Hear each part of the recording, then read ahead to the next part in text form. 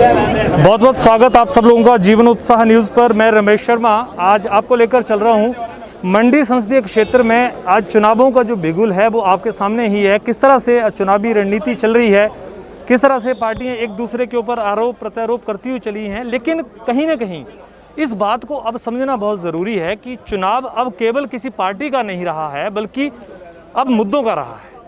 चुनाव में केवल किसी पार्टी को सपोर्ट करना आपका व्यक्तिगत विचार हो सकता है, लेकिन उसके साथ साथ में किसी मुद्दे पर बहस करना, किसी मुद्दे पे बात करना अब पार्टियों की जिम्मेवारी बन चुका है, क्योंकि लोग जागरूक हो चुके हैं। आज हम आपको लेकर चल रहे हैं सरकाघाट में। सुखविंदर सिंह सुक्खू जी जो कांग्रेस का हिमाचल प्रदेश के एक बड़ा चेहरा हैं, जो राजनीति में एक रसूख रखते हैं, तजुर्बा रखते हैं, और आज उन्होंने मंडी से प्रतिभा सिंह जी जो संसदीय चुनाव लड़ रही हैं उनको रिप्रेजेंट करते हुए लोगों के बीच में अपनी बात रखी। और इस पूरी बात के बीच में उनसे हम आपकी मुलाकात कराएंगे और उनसे हम आपकी चर्चा कराएंगे कि आखिर किस तरह से वो चुनावी रण में आज प्रतिभा सिंह जी को सपोर्ट करने का बात कर रहे हैं, एक पार्टी का किस तरह से एक वजूद जो है वो स्थापित करने की बात कर रहे हैं।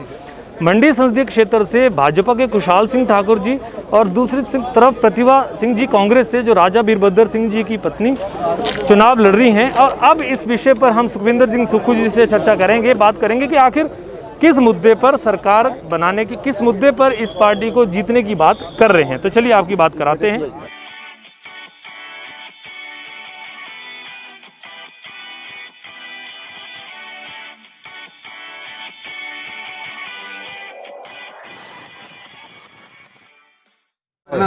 तो हमारे बीच में कांग्रेस के दिग्गज नेता सुखविंदर सिंह सुक्खू जी दौड़सा से अभी विधायक भी हैं, और अभी भाजपा का एक बड़ा विपक्ष के रूप में एक बड़ा जो चेहरा है कांग्रेस के रूप में वो यहाँ पर हैं। और चुनाव की जो रण अभी चल रही है मंडी संसदीय क्षेत्र में, किस तरह से कांग्रेस अपने जो प्रत्याशी हैं उनको विजयी बनाने के लिए कार्य कर रही है। हमारे बीच में सुखविंदर सिंह सुक्खू जी, सर बहुत बहुत स्वागत आपका जीवन उत्साह न्यूज़ पर। सबसे पहले तो आज जो चुनाव की रणनीति आप लोगों की चल रही है वो प्रतिभा सिंह जी को किस तरह से सपोर्ट, क्या कारण है जिसकी वजह से आपको लगता है कि भाजपा की बजाय प्रतिभा सिंह जी को वोट मिलना चाहिए और उनको केंद्र में जाने का मौका मिलना चाहिए? पहली बात तो कांग्रेस को वोट मिलना चाहिए। कांग्रेस की प्रत्याशी श्रीमती प्रतिभा सिंह जी है जी, और जो भारतीय जनता पार्टी सत्ता में है उनकी 4 साल की कारगुजारियों को हम जनता की अदालत में लेकर जा रहे हैं। हम मुद्दों पर राजनीति करना चाहते हैं। महंगाई आसमान छू रही है। जो देश के प्रधानमंत्री 2013 में कहा करते थे कि जो हमारे देश के पूर्व प्रधानमंत्री डॉक्टर मनमोहन सिंह जी हैं, उनको महंगाई के मां शब्द लेने में भी दिक्कत आ रही है, इतना अहंकार है। आज हम उनसे ही पूछना चाहते हैं श्री नरेंद्र मोदी जी से कि आज महंगाई कहाँ है। आज आपको माँ शब्द से अहंकार है। तब कहते थे गरीब का चूल्हा नहीं जलता, बच्चा रोता है, माँ की आंखों के आंसू सूख जाते हैं। आज 7 साल सत्ता में होने के बाद उन्हें ये नज़र नहीं आ रहा। और जो यहाँ की मंडी उपचुनाव में जिस प्रकार की राजनीतिक बातें भारतीय जनता पार्टी की सरकार और माननीय श्री जयराम ठाकुर जी कर रहे हैं, वो मुद्दों से ध्यान भटकाने की बातें कर रहे हैं। और मेरा ये मानना है कि चुनाव हमेशा मुद्दों पर लड़ना चाहिए। अभी हमने आज 4 दिन का हमने कार्यक्रम किया। हमने पवन ठाकुर जी जो हमारे यहाँ से पिछले प्रत्याशी थे, इनसे कहा कि एक आप यहाँ जनसभा कीजिए। मैं धन्यवाद करना चाहूँगा कि आज जनसभा में जिस प्रकार की भीड़ उमड़ कर आई है उसके लिए पवन जी ने बड़ी मेहनत की है। इंद्रदत्त लखनपाल जी हमारे जो ऑब्जर्वर हैं हमारे साथ, हम कॉलेज टाइम से साथ हैं, सब लोग मेहनत कर रहे हैं। हम जनता की अदालत में सिर्फ एक बात बोलते हैं कि सच्चाई का साथ दी। झूठ बार बार सच्चाई से टकराएगा, लेकिन अंत में जीत सच्चाई की। सर यहाँ पर खुशहाल सिंह ठाकुर जी जो प्रतिद्वंदी हैं प्रतिभा जी के, अभी उनका भी कई बार वक्तव्य आ रहा है और भाजपा सरकार का भी वक्तव्य आ रहा है कि देश के लिए लड़ने वाले सैनिक आज देश के लिए, संविधान के लिए लड़ रहे हैं, तो उनको ज़्यादा वोट मिलना चाहिए। इस मुद्दे पर क्या आप कहना चाहेंगे? कांग्रेस के एक वरिष्ठ नेता हैं आप, उसके माध्यम से। देखिए, देश के लिए सैनिक लड़ता है और भूख के लिए किसान लड़ता है। सैनिक को अगर किसी ने सम्मान दिया है, और जो लोग ये सैनिक की बात करते हैं, तो सबसे पहला सम्मान मेजर जनरल विक्रम सिंह जी को, ब्रिगेडियर से ऊपर के रैंक के होते हैं, हमीरपुर संसदीय क्षेत्र से 2 बार MP बनाकर। और जितना सैनिकों के संबंध में कांग्रेस पार्टी ने किया है, हम सैनिकों पर राजनीति नहीं करना चाहते, लेकिन उन्होंने हिमाचल प्रदेश में किया नहीं तो सैनिकों पर राजनीति करते हैं। जो देश के 2 प्रधानमंत्री इस देश की एकता और अखंडता के लिए श्रीमती इंदिरा गांधी और श्री राजीव गांधी ने अपने प्राणों का बलिदान दिया, क्या वो देश के सैनिक नहीं थे? क्या वो देश के नेता नहीं थे? विश्व में कोई ऐसा उदाहरण मिलता है जहां माँ ने भी इस देश की एकता और अखंडता के लिए अपना बलिदान दिया हो, और जहां बेटे ने भी उसके 5 साल बाद देश की एकता और अखंडता के लिए अपने प्राणों का बलिदान दिया? दोनों प्रधानमंत्री थे, बीरेंद्र सिंह जी भी थे। और जहां सैनिक सीमा पर लड़ते हैं, उनके लिए अगर कोई भी योजनाएं लाती है तो कांग्रेस पार्टी है। ये तो सिर्फ राजनीतिक मुद्दा उठाते हैं। यही खुशहाल सिंह जी आज से पहले 4 लेन की बात करते थे कि फैक्टर ये लागू होना चाहिए। आज कहाँ गया है? वो 4 लेन वालों से पूछना चाहिए कुल्लू में कि जिस फैक्टर की इन्होंने बात की थी, वो फैक्टर कहाँ गया? आज मांगे दे दीजिए उन लोगों को फैक्टर 4, लोग आपको वोट डालेंगे। आप भूल रहे हैं, आप राजनीतिक जीवन में आए, आप ठीक है, ब्रिगेडियर है, आप सम्मानित हैं, लेकिन राजनीति में सेना को लाना और सैनिकों को लाना अच्छी बात नहीं है। प्रतिभा जी को लेकर के सवाल भाजपा बार बार कर रही है कि प्रतिभा सिंह जी सिंपैथी का वोट लेना चाहती हैं राजा जी का। इस पर क्या आपका कहना है, क्या आप मानते हैं? देखिए, मेरा ये मानना है, जिस व्यक्ति ने इस प्रदेश की सेवा की हो उसके प्रति लोगों में एक सहानुभूति होती है। पूर्व मुख्यमंत्री श्री वीरभद्र जी ने इस प्रदेश की और कांग्रेस पार्टी के मुख्यमंत्री के रूप में उन्होंने सेवा की, तो कहीं ना कहीं सहानुभूति जरूर होती है। और कोई भी राजनीतिक दल उस सहानुभूति का फ़ायदा उठाना और चाहता भी है और चाहेगा भी, क्यों ना उठाए हम जी। हाँ, उन्होंने कोई अपने घर के लिए राजनीति नहीं की, तो अगर उनकी पत्नी कहीं अगर ऐसी बात करती है तो उसको राजनीतिक मुद्दा नहीं बनाना चाहिए, वो तो जनता की अदालत को छोड़ना चाहिए कि क्या उन्होंने करना है। अगर इस चुनाव को सिर्फ 3 कारणों में गिना जाए कि प्रतिभा जी को, कांग्रेस को, क्या 3 ऐसे कारण है जिसकी वजह से वोट देकर विजयी बना के भेजना चाहिए? देखिए, सबसे बड़ा कारण ये है, हम समाज के लोग हैं, आप पत्रकार बंधु, आप भी समाज के लोग हैं जी। इस समाज में किसान आते हैं, मजदूर आते हैं, युवा आते हैं, महिलाएं आती है, तभी समाज बनता है ना जी। और अच्छा समाज कब बनता है? जब उसकी समस्याओं का निदान हो। तो पहला कारण है कि इस सरकार ने जो 70 साल में महंगाई नहीं हुई, वो 7 साल में इन्होंने महंगाई कर दी। जो गैस का सिलेंडर 2014 में 450 रुपये का हुआ करता था और प्रधानमंत्री मोदी जी उसमें मुख्यमंत्री होते थे गुजरात के, आज 1000 रुपये हो गया, पहला कारण। दूसरा कारण, ये सरकार युवाओं के लिए रोज़गार नहीं ला रही है।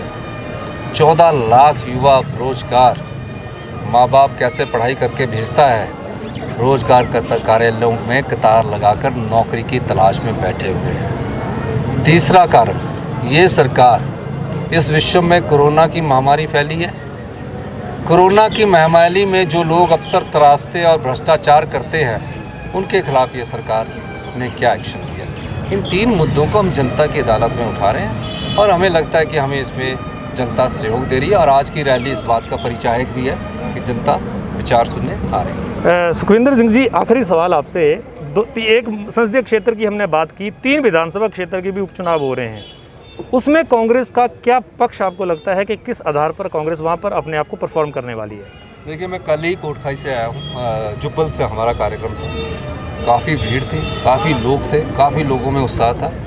आज मेरा यहाँ सरका घाट में प्रोग्राम है, कल नाचन में है, परसों मेरा बल में है, चौथ हमारा सुंदरनगर में है और सभी अर्की में भी हम जाके आए। कांग्रेस की विचारधारा और कांग्रेस के हाथ में इतनी ताकत है कि अगर हम इस विचारधारा और इस हाथ की ताकत का सही समय में लोगों को जानकारी दें और जो हमारा नेतृत्व है, तो निश्चित तौर पर लोग हमें पसंद भी करेंगे और हमारी भावनाओं की कदर भी करेंगे। जी सर, बहुत बहुत धन्यवाद। हमारे बीच में विधायक इंद्रजीत लखनपाल जी खड़े हैं और इनसे सवाल ना पूछें तो थोड़ा बेईमानी जरूर होगा। विधायक साहब, बहुत बहुत स्वागत है आपका, लेकिन फिर भी सवाल हम पूछेंगे आपसे। लोगों का जो बीजेपी माइंडेड खासकर लोग रहते हैं, हम भी ग्राउंड पे जब काम करते हैं तो सामने चीज़ें आती है और मैं प्रश्न आपके सामने जैसा रखा, जो इनका ये कहना है कि कांग्रेस ने पिछले 60 साल में भ्रष्टाचार ही किया है, क्या इस पे कहना चाहेंगे आप? देखिए, भारतीय जनता पार्टी की जो एक बात सिखाई गई है कि झूठ बोलना और बहुत जोर से बोलना। वो काम कर रहे हैं। हम बोलते हैं कि कांग्रेस पार्टी ने, जो भारतीय जनता पार्टी जिस प्रकार से बोलती है कि कांग्रेस ने भ्रष्टाचार किया 60 साल में, आपने 7 साल में उस भ्रष्टाचार के लिए क्या कदम उठाए? आपने क्यों नहीं उन कांग्रेस के लोगों को गिरफ्तार किया, उनको जेल में डाला? और आज क्या कारण है कि बार बार आप उसी बात को बोलते हैं? कोई भी विषय जब इस देश और प्रदेश में आता है तो कांग्रेस इनकी नज़रों से जाती नहीं है। और कांग्रेस का इतना डर है इनके अंदर, इनको पता है कि कांग्रेस पार्टी ने जिस प्रकार से अंग्रेजों को भगाया था इस देश से, वैसे ही इनको भी भगाएगी। ये झूठ ज़्यादा नहीं चलेगा। आज भ्रष्टाचार के आयाम देखिए, जिस प्रकार से पूंजीपतिवाद को बढ़ावा दे दिया इन्होंने। मात्र 2 या 3 लोगों के हाथ में सत्ता की चाबी सौंप दी है पूंजीपतियों के हाथ में। क्या वो भ्रष्टाचार नहीं है? नोटबंदी क्या भ्रष्टाचार नहीं थी? उस समय तो मोदी जी ने कहा था कि नोटबंदी से जो है आतंकवाद की जड़ें हिल जाएगी, आतंकवाद खत्म हो जाएगा, काला धन वापस आ जाएगा। कहाँ गया वो काला धन? बड़ी ज़ोर ज़ोर से इनके जो नेता थे, अभिनेता थे, उन्होंने बड़ी बातें करी कांग्रेस पार्टी को बदनाम करने के लिए। 75 लाख करोड़ जो है विदेशों में जमा है, काला धन है, उसको हम लाएंगे, लोगों के खाते में 15-15 लाख डालेंगे। आज क्यों नहीं उस बात को करते हैं? तो भ्रष्टाचार तो इन्होंने करा और ये कर रहे हैं पूरे जोर के साथ। पूरे देश की संपत्तियों को, जो हमारी सरकारी संपत्तियाँ थी, उनको ये बेच रहे हैं। तो क्या भ्रष्टाचार नहीं है? युवाओं को कुचल रहे हैं, आउटसोर्स के माध्यम से जिस प्रकार से शोषण कर रहे हैं, 3-3 हज़ार में उनको पार्ट टाइम वर्कर रख रहे हैं। क्या वो भ्रष्टाचार नहीं है? ये इस प्रकार की दो मुही बातें करते हैं। प्रधानमंत्री महोदय विदेश में जाते हैं, वहाँ पर बोलते हैं आप हमारे देश में आइए, कारखाने लगाइए। और जब देश में आते हैं तो यहाँ के लोगों को बोलती है लोकल इज वोकल। आप लोकल बनिए, वोकल बनिए, आत्मनिर्भर बनिए। कैसे बनाएंगे आत्मनिर्भर? अब आप एक तरफ तो आप बोलते हैं विदेशियों को ठुकराइए, और जब विदेश में जाते हैं तो उनको बोलते हैं हमारे देश में आइए। ये दो तरह की बातें करते हैं और झूठ बोलते हैं, क्योंकि ये शुरू से ही इनकी जो पृष्ठभूमि है, जन्म जो इनका हुआ है आरएसएस का और जनसंघ का, वो झूठ पर आधारित हुआ है और अंग्रेजों के खुफिया के तौर पे हुआ है। इसलिए देश में अफरा तफरी मचा रहे हैं और लोगों के बीच में जिस प्रकार से बात कर रहे हैं। कांग्रेस पार्टी ने हमेशा आंदोलन किए हैं शांति के साथ इस देश को आज़ाद करने के लिए, और आज मैं कहता हूँ कि पहले लड़े थे गोरों से, अब लड़ेंगे चोरों से। जय हिंद। अच्छा लखनपाल जी, एक सवाल है, ये 3 विधानसभाओं के उपचुनाव हैं, एक संसदीय क्षेत्र का भी है।